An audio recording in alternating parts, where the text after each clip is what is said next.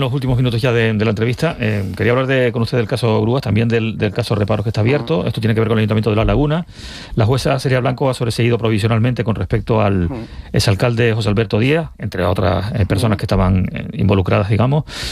Y después del carpetazo que le dio el Tribunal Supremo al caso con Fernando Clavijo, que también terminó saliendo de esa causa, digamos. Le he leído un artículo muy duro en el que pide al también senador Fernando Clavijo que deje de enviarle sicarios, textualmente lo digo. Sí. ¿No es una acusación un poco excesiva, le pregunto? Mire, yo llevo muchos años aguantando agresiones de Coalición Canaria injustas, porque a mí no me agreden por cometer ilegalidad, sino por defender la legalidad. Y ellos se quejan de no se sabe qué cosas. Mire, si Fernando Clavijo quiere decirme cosas, que me las diga él. No que me manda periodistas a sueldo, vamos a entendernos. A los que todo el mundo sabe con qué prebendas los compensa. Que me lo diga él. El caso Grúas, en mi opinión, es un caso de clara entidad delictiva, pero es un caso menor, lo he dicho muchas veces. Yo no soy el promotor del caso Grúas. Aunque ahora con este sobreseimiento, que sigue siendo provisional, lo vamos a recurrir, Coalición Canaria ha echado las campanas al vuelo. Pero el mensaje es, el caso Grúas no era nada y el caso Reparos tampoco. Este es el mensaje. Yo soy el promotor del caso Reparos. El caso Reparos es el resultado, primero, de 2 años de trabajo por mi parte pidiéndole al gobierno municipal que terminara con aquella práctica. La práctica era una práctica radicalmente contraria a la ley de contratos del sector público y a la legislación presupuestaria de las entidades locales, de manera que había empresas, siempre las mismas, que en su día ganaron concursos y que cuando terminaron esos concursos para gestionar servicios públicos del ayuntamiento, los más importantes, Fernando Clavijo, pero antes su predecesor, ahora más, y luego su sucesor, José Alberto Díaz, autorizaban a esas empresas a continuar gestionando el servicio público y por lo tanto continuando esa línea de negocio sin concurso. Y la pregunta que tiene que hacerse alguien desde la oposición es ¿a cambio de qué? Pero yo le pregunto, ahora la dejo, también es cierto que es una práctica, no digo que sea habitual, pero sí ocurre dentro del municipalismo. El dejar vencer las prórrogas, luego no se sacan los concursos, no hay procedimientos y entonces se fuerzan. Bueno, yo no sé cuál es el alcance de esa práctica. Yo tengo que responder del gobierno al que yo he tenido que controlar, que es en La Laguna. Y controlarlo al nivel que merece un municipio como el de La Laguna y de los recursos públicos que se estaban comprometiendo. En el caso Reparos, hay compromiso y pago de 85 millones de euros por esta práctica.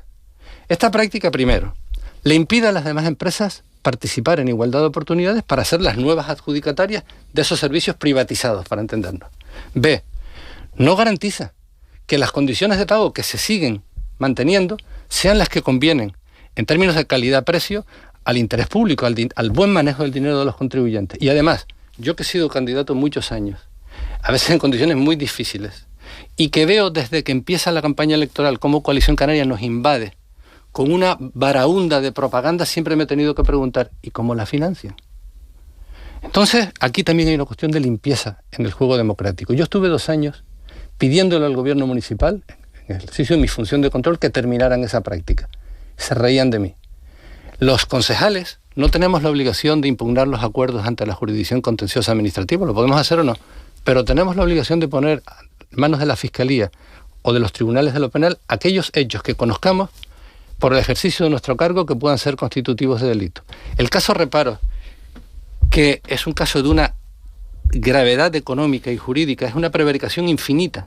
Son más de 200 decretos dictados contra las advertencias de ilegalidad formuladas por la Intervención General y suponen el compromiso de 85 millones de dinero público, millones de euros, a empresas sin los concursos correspondientes, quebrantando todas las normas principales de nuestro sistema de contratos públicos, nuestra legislación de contratos públicos. Ese es mi caso. El caso Grúas, que es un caso de entidad delictiva, pero menor, yo me sumé cuando la jueza Blanco se negó a investigar y el que hizo el recurso fui yo. Ahí entré yo. Y Clavijo, pervirtiendo el fuero, la naturaleza y la esencia del fuero, se fue al Senado para elegir el tribunal que iba a investigarle, quebrantando un principio de igualdad ante la ley. Y esta es la clave de este asunto. El señor Clavijo se negó a ejercer las funciones de oposición que no ha ejercido nunca. Tendría que estar en el Parlamento Canarias dando la cara para elegir el tribunal, presidido por el señor Marchena. Y ya sabe lo que dice el Partido Popular del señor Marchena. No lo digo yo. No lo digo yo. Lo dijo Ignacio Cosidó, portavoz del PP en el Senado, y alto cargo del Ministerio del Interior, que proponían a Marchena como presidente del Consejo General del Poder Judicial para controlar la Sala Segunda desde atrás. El fuero en nuestro país, que es una anticualla, solo tiene sentido para proteger la independencia de las cámaras frente a posibles agresiones del Poder Ejecutivo, no para esconder a determinados personajes públicos de las fechorías que han cometido antes de acceder al cargo, en este caso de senador. Santiago Pérez, senador del Partido Socialista por la Comunidad Autónoma de Canarias. Muchas gracias por venir a la radio.